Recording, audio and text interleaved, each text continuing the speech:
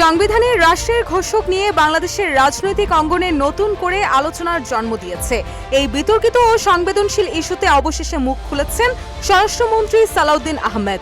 সংবিধানের রাষ্ট্রের ঘোষক হিসেবে জিয়াউর রহমানের নাম অন্তর্ভুক্তির বিষয়ে এক প্রশ্নের জবাবে তিনি বলেন, এ সংক্রান্ত সিদ্ধান্ত নিতে একটি সংবিধান সংশোধনী কমিটি গঠন করা হবে, আর সেই কমিটির মাধ্যমে বিষয়টি নিয়ে বিস্তারিত আলোচনা করা হবে এবং প্রস্তাবনা প্রণয়নের ক্ষেত্রে জুলাই জাতীয় সনদকে ভিত্তি হিসেবে ধরা হবে।